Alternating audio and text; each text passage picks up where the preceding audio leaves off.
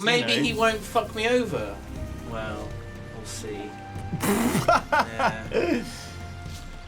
All right. Well, I guess on the way towards the final village in the hills. Torripani. You do make some funny old decisions, Simon. What do you mean? It is now late afternoon. Rude, isn't it? You pass over the brow of the next hill, and before you is the village of Torripani, slung from one side of the valley to the next, like a flood barrier. What would you like to do? Observe it. Okay.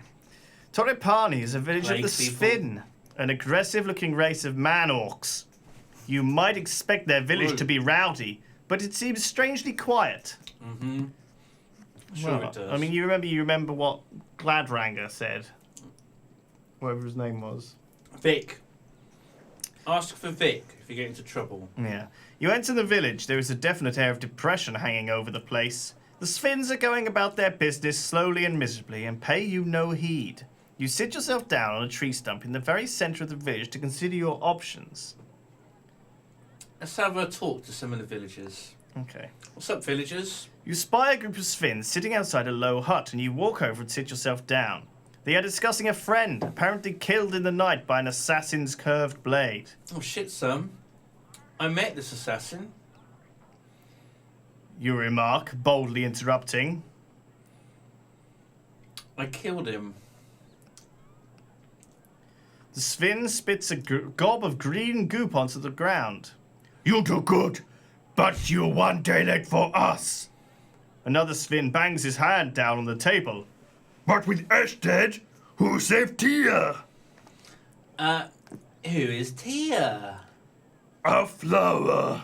The Sfin who answers wipes a tear from the corner of his eye, scratching painfully with uncut fingernail. Tia is Chief's daughter, the other Sfin says. Ash was to save her. Now Ash not alive, so Tia soon not alive. What happened to her? Goblins, they sacrifice? Huh? Jemima, sacrifice, yes. Sacrifice to get cave demon. Shit. Trouble is, our village die if chief line end. Tia is end. Oh, so no. if end ends, we end. Oh, that is sad. If end ends, That we is end. sad. Who are you? One asks suddenly, as if only thinking of it. He prods you in the chest. Sorcerer. Sure, I'm a sorcerer. Really? You do know you have Jan with you? Yeah, but I don't think... If I just said warrior, they'd be like... Warrior. Sorcerer! Sudden gleam into the biggest one's eye. Great sorcerer! The greatest. Best is good! Miki Tifa! He signals to the others, who are quickly on their feet, big hefty arms swinging for you. We take to chief! Before you can resist, they have you, and are hauling you bodily on their shoulders. If they ask me to prove my magical powers, I'm fucked. That's I right. just realised this. What are you going to say? Where are you? Well, I know where they're taking me. Just wait, see what happens. Okay. They'll just drag me to the chief. You pass through the village. Several Sfins watch from doorways and windows, their faces silent and somber. A few murmur blessings or maybe curses as you pass. Then you reach a low hut on the edge of the village. You are set down, carefully, and captured. The door is slammed and locked. A moment later, it reopens and your possessions are thrown inside. It's a bit rude. What are you going to do? Eat something. Okay. Pulling your knapsack out, you eat the old man's nourishing bumper fruit and eat it. Nothing much happens. Oh. Don't know why I ate that in particular. Well, that was the next of your rations, I guess. Okay. Try to sleep. Why not? Figuring they will probably now wait until daylight, you put your head down to sleep. Your dreams are filled with grasping hands and dark, long nails scratching your flesh. And however much you toss and turn on the floor, you can't quite get them out of your mind. I just can't get you out of my mind. Daybreak! You are still alone. An hour passes before you hear any noise outside. God, And then the door to the hut opens and 5 Sfins come in. They roughly drag you out and across the street to another hut where an old man with grey hair sits. He is wearing outlandish, colourful robes. What's a hair sit? Grey hair sits. He's got grey hair sits. I don't know what they are. My name, Prosius, Chief. I apologize. Then he bows. Oh, bow. Brushing the dust on the floor with his sleeves. Apology accepted. Thank you. The chief nods. He waves to a menial who brings him bread and milk. Oh.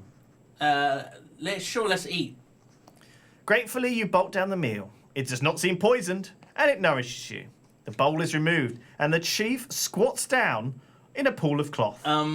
Jan cowers under your cloak, hoping to go unnoticed. I have need of you and your strength. I can't believe an option is I will kill you.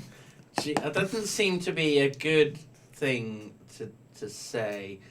Tell me. The chief nods. I shall. My daughter, my child, she flower, is taken my beautiful off into a terrible demon. If end ends, we end. Below. He says. Oh, okay. Below. Below. She deserves it. What the fuck? Goblins. Do you want to say the goblins? Goblins. The chief spits at the word. Goblins. He shakes his head as tears well up in his eyes. We never friends, but we never enemies like this. I not understand their hate. Why they care about demons in caves. Oh yeah, they're sacrificing to a demon. A manticore. Pass me The gin. Is it the manticore? Yeah. Oh Jesus, that's not good, is it? No. It's bad. Half scorpion, half lion, all man. Manticore.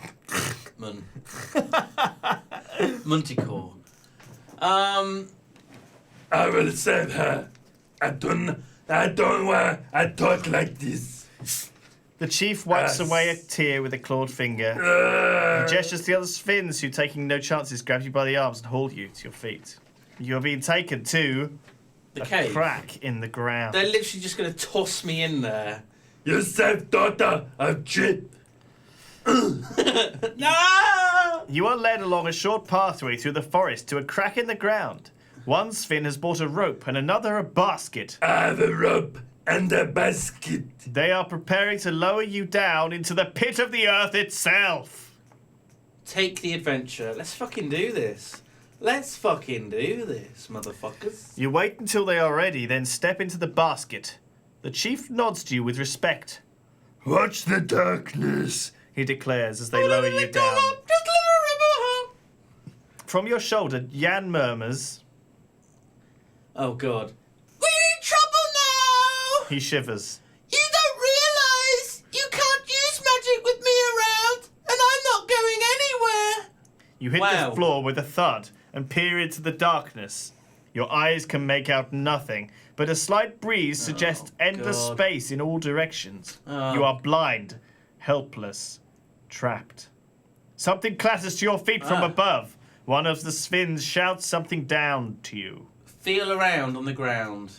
You They crouch dropped down something and for feel you. around your feet until your hand closes on the base of something.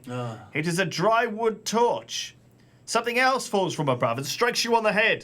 Tinderbox. Calls the voice. Thanks a lot, you jerks. You hurl a curse upwards. The Sphinx, despite their concern over the missing tribe member, laugh. The sound echoes like water between the walls. Feel around. Rubbing the bruise on your head, you reach down and find the tinderbox. Like that You torch. strike a light and the torch blazes into flame. So I can't use any magic with Jan. That has been confirmed by Jan himself. Yeah. You can now see you are in a large cavern, wide and deep. At the far end, passageways disappear to the left and right. Fuck. Though an uneven rockfall at the far end of the cavern. Through an uneven rockfall at the far end of the cavern, you hear a murmur. Far I end. can hear. Can you hear the... Yeah. Oh, that's spooky. Listen by the rocks. This could be someone trapped. You clamber over the rocks at the end of the cavern to investigate the sound. It is a whimpering coming from the other side of the pile of stones. The Sphin Girl, perhaps? She came in this Ah. way, but then the cave-in blocked her path. You will have to find another way to reach her. So I've got no hint as to which is a good way or a bad way. Go left. You go left and creep slowly into the darkness, ears straining for the sound of the approaching threat. But all you can hear is Jan's quiet whimpering. A T-junction. 2 stones are stacked on top of one another against the wall here. Examine the stones. There's nothing special about these 2 stones, except they happen to be on top of each other. Brilliant. So that's like a marker almost, if we get horribly lost. Go left. The tunnel twists and bends sharply as if carved by a river now long since dried away. So I've gone left. You lose I've gone all left. sense of which way is which, except Brilliant. to keep going forward where the tunnel splits. There is a stacked pair of stones here as well. Go left. You slip through the opening in the left wall. The going is suddenly more difficult, and you realize the tunnel is climbing at quite a sharp gradient. Little stones rattle and roll away downwards into the dark. At the highest point, the passage you are following finishes at another fork. As you enter, 2 stones roll away down the slope. What was the deal with all these stones? Go left. The cave walls crush in close, as though the rock is squeezing you to death. Your shoulders rub against the walls. When you feel certain you can go no further, the path you are creeping through forks again. Another pair of stones are stacked in one corner. Am I just going round in circles? I know it's stupid saying that when I've said go left 4 times. Go right. You turn right.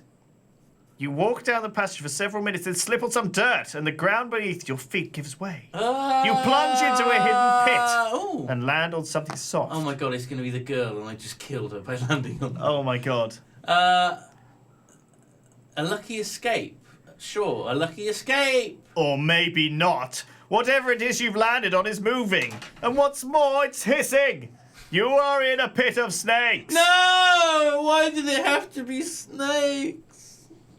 Right, you've got use magic. Right, it won't work with Jan because he's an asshole. Pray to my spirit. Or try Right. something else. Try something else? See what options that gives me. You swing your torch, trying to stave off the creatures. What are you going to do? Do you reckon you could fight these, Lewis? There's a lot of snakes here, Simon. Yeah, they are just little snakes, though. We don't know if they're poisonous or anything, do we? I get the impression that Maybe I should just try and climb out. I'm going to have to fight a manticore at some point with that magic. Yeah, shit. But I didn't want to just kill Jan. That just seems so harsh. Because he's such a nice little fellow. How do you know he's not been trying to get you killed? He's been helpful. When? He told me to go left, and then I went right. Do you remember that time? Yeah. He said, "Oh, go through the field full of suspicious black flowers." That's right. And I was like, "Actually, we won't do that." He hasn't been very helpful, no. You did very well to dodge that one. Let's try and actually, climb out then. Oh, God. Oh, no, that's it. The only way out is to climb. Leaving your torch by the foot of the wall, you begin the ascent. You get halfway when one of the snakes bites the torch, killing itself but extinguishing the flame. In the darkness, the others begin to slither up after you until the wall itself is alive. I think I might have died, Lewis. You are strangled to death by 100 snakes. Wow. Strangled to death by 100 snakes in a cave that orc men threw me down into. This isn't the auspicious ending that I was hoping for. I'm gutted. I'm absolutely gutted. Oh, that is tragic. Should we continue? Oh, look, there's a little gravestone that says RIP. Yeah, I know. So we can rewind. The roaring sound is joined by a scream from the poor Sphin girl. You turn Can you do the slowly. scream? Can you do the